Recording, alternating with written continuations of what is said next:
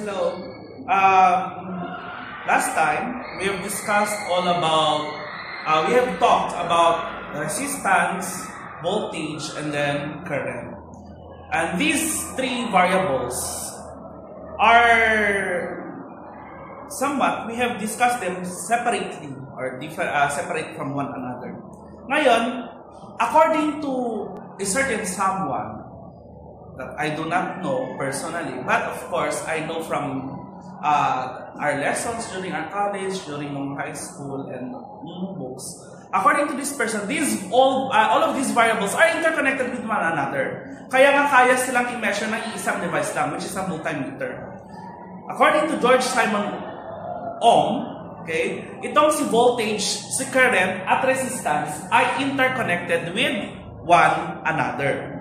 Okay, so it means that your voltage, your current, resistance are all found in a wire or in a circuit, and they're all interconnected with one another. And they are related with one another with a certain relationship that is being described in Ohm's law. There is what we call Ohm's law. This Ohm's law now determines the relationship of your resistance, your current, and then your voltage. It can be simulated by a certain water distributing system, wherein your water, yung amount ng water na nandoon sa tubo, ay yung charge natin.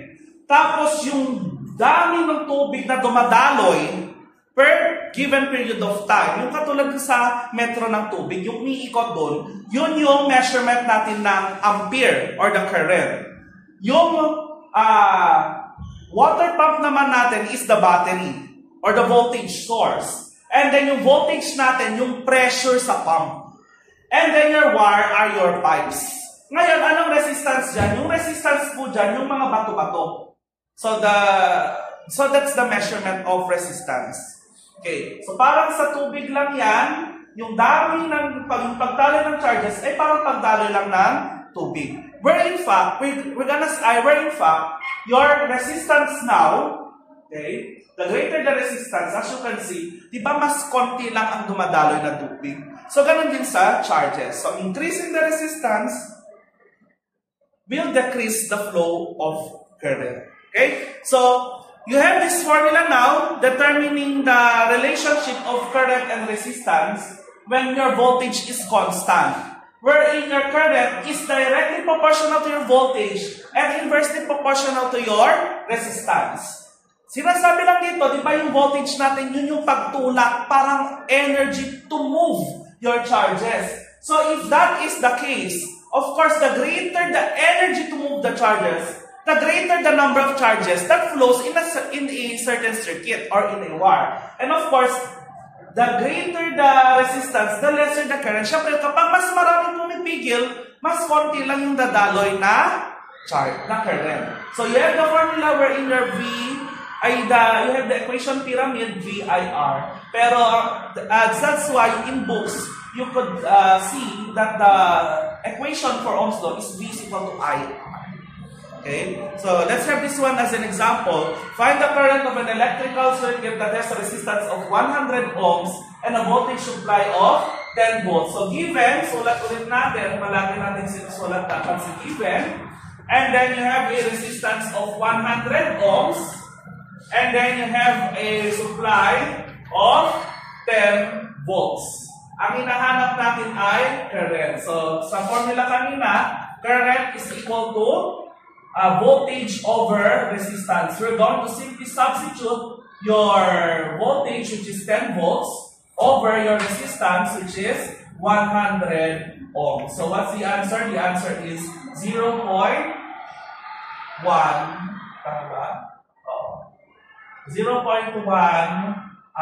amperes.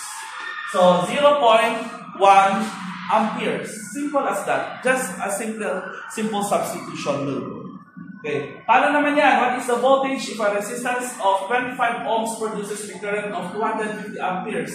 So, given tayo ulit, meron kayong resistance.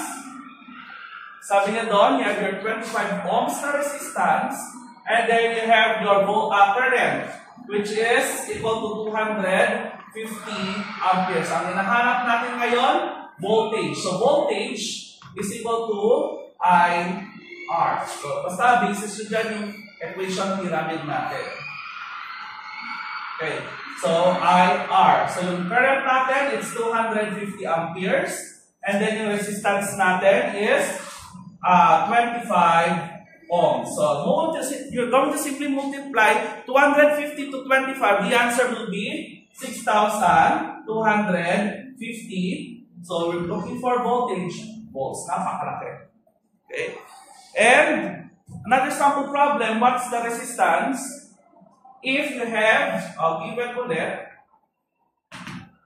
You have a current of 120 amperes and a 6-volt battery. Hinahanap natin ngayon yung resistance. So, kung resistance ang nawawala, the formula is R is equal to V over I. You're just going to substitute your voltage, which is 6 volts, multiplied to your current, which is 120 amperes. Napakasimple lang ng gagawin nyo. D-divide nyo lang siya. 6 divided by 120. The answer is 0.05 ohms. Yan na po yung sagot. Okay. So, there is difference between your ohmic and non-ohmic resistance. Ano nga ba itong ohmic and non-ohmic resistance? Pag sinabi natin ohmic, it follows the Ohm's law. Pag sinabing non-ohmic, there are certain resistors that do not follow Ohm's law. At paano natin nasabi yan? Yung Ohm's law natin is equal to, di ba? R is equal to V over I. So there's a direct proportionality. Between voltage and resistance, and direct inverse proportionality between your current and resistance. However, there are changes in the case of the quality or the type of resistor. Yung ohmic resistor natin, mayroon siyang constant resistance. Ito, yung mga ganito, constant na yung resistance niya. Pero kapag non-ohmic resistor siya, nagbabago, nakakaroon ng changes depending on different variable. Okay, that's the difference between the two. Pero we're going to focus more on ohmic resistors. And as we have seen in capacitors, meron yung combination ng series and parallel circuit, which we're going to discuss later. Okay, so yung resistors natin, they can always be interconnected in a series way or in a parallel orientation or even both. Katulad nito. So, malalaman natin yung total resistance niya depende kung nasa series siya or nasa parallel siya. Parang capacitors lang din. Siyempre, may effect yung orientation nila doon sa magiging variables ng voltage and current and of course your resistance. So, you have here series and parallel circuit with resistors in a series circuit and resistors in a parallel circuit. Okay, so with these orientations, meron tayong magkakaibang values or how to get the total resistance in a certain circuit, how to get the total voltage in a certain circuit, and how to get the total current in a certain circuit. Okay, at it can be shown with this table. Okay. So, unahin na muna natin yung description natin kay series circuit. Sa isang series na circuit, meron itong formula na to. Unahin muna natin.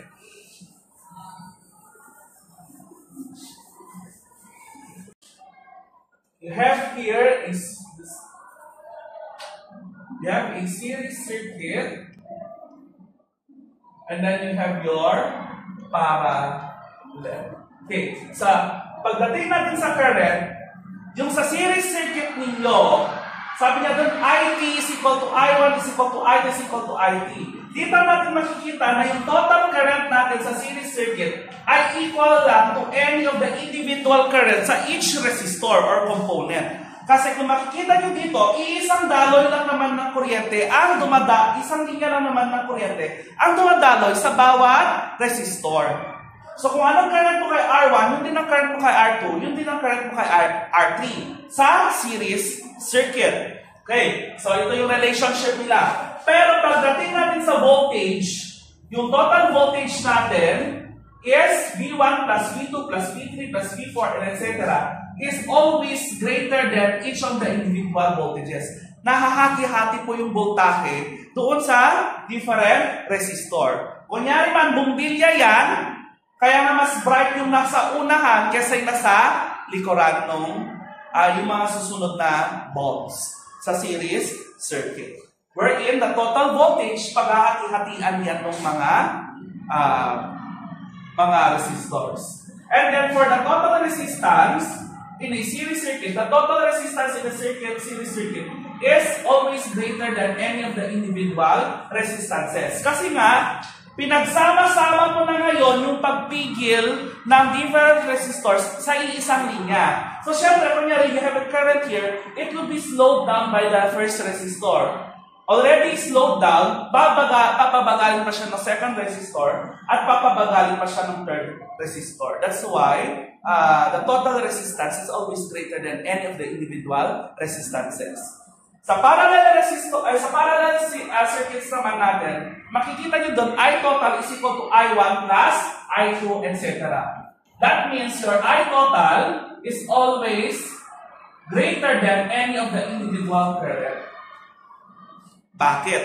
Kasi ang nangyari po sa parallel circuit ay dumodoble kayod po yung voltage source natin. So, meron na ang dumadaloy ng kuryente dito, may dumadaloy pang kuryente sa kabilang resistor, may dumadaloy pang kuryente sa pangatlong resistor. That's why your total current is always greater than any of the individual current. That's why the summation of all individual currents is equal to the total current. At meron naman tayo yung total voltage natin is equal to any of the individual voltages. Kaya sa parallel circuit po, pantay-pantay, kunwari, 220 volts, ito sa mga light natin sa classroom, 220 volts, pantay-pantay po yung dumadaloy na voltahe. Kaya equal po sila ng brightness lahat ng mga lamps or fluorescent light. Kasi po, your total voltage is always equal to any of the individual voltages. Ang disadvantage po ngayon ng parallel circuit, bukod sa mga diniscuss natin sa capacitance, mas mabilis maubos yung baterya ng voltage source. And then you have your individual resistances. Your total resistance is equal to, not equal to, less than any of the individual resistances. Kasi kung makikita nyo, dumoble kayod si voltage source. So, ibig sabihin, mababawasan ang silbi ng any of the individual resistances as total. So, that's why, in summary, yung formula ng resistance natin total is 1 over R1 plus 1 over R2, etc. Kung makita nyo ba sa likod ng TV, sa nalikita nyo ba? Okay. So, that is your Ohm's law. Okay. For example, we have this one. 3 resistors are connected in series with the following resistance. You have the 100 ohms, 400 ohms, and 204 ohms. Find the equivalent resistance of the circuit. So, meron po tayo voltage source. Let's say, okay. Meron tayong voltage source at they are all connected in a series orientation. So you have R1, R2, and then R3. So yung given natin dito ngayon is that you have R1 as 100 ohms, R2 is equal to 400 ohms, and then R3 is equal to your 200 ohms. Ang hinahanap natin ay total resistance. It's already said there that your resistors are in a series connection or a series orientation.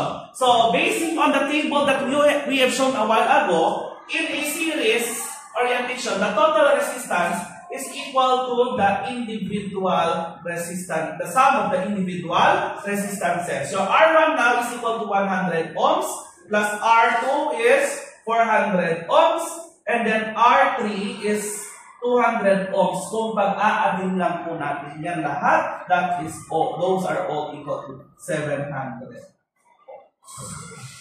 Okay.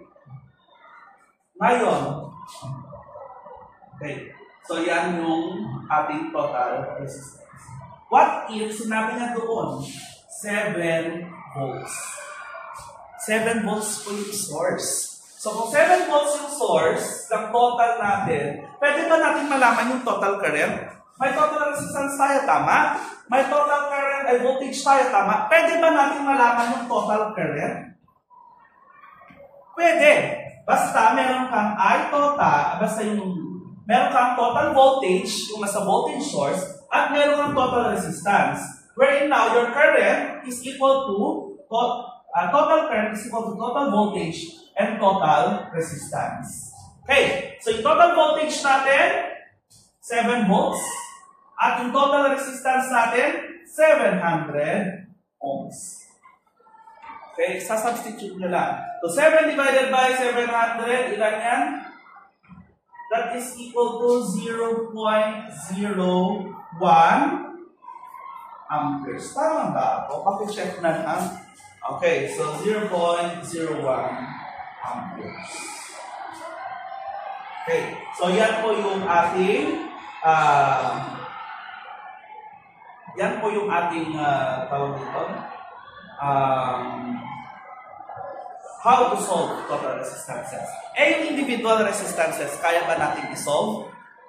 Actually, hindi na. Kasi, in a series circuit, so bawat resistor nyo, merong tumadalo dito na 0.01 ampere, 0.01 ampere, at 0.01 ampere sa bawat resistor. Kasi nga, I total is equal to any of the individual resistances. Okay. Paano naman po kapag parallel yan? Okay. Pag parallel naman po yung ating circuit,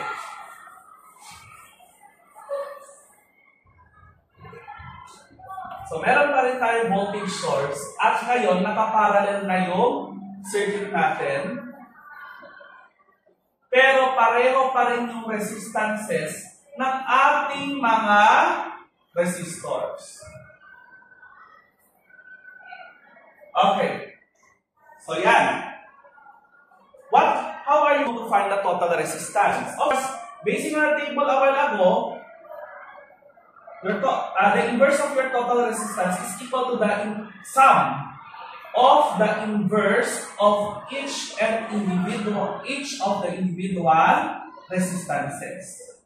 Now, you can find the total resistance if you're going to get the reciprocal of the sum of the reciprocals. The reciprocal of the sum of the reciprocals of each of the individual resistances.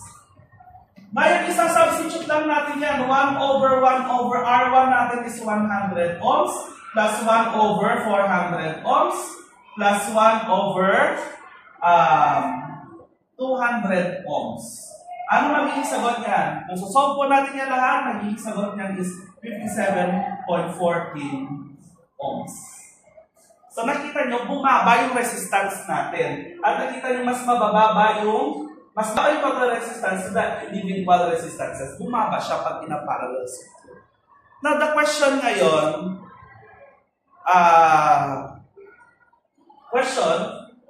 kaya ulit ba makita yung total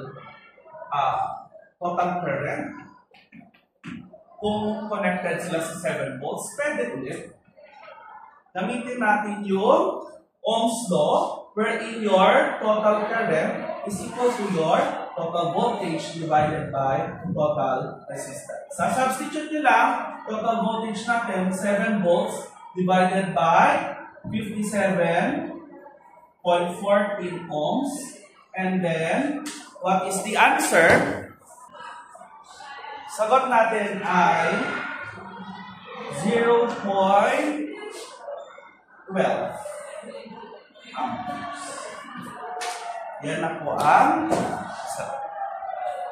and we'll continue to the next topic.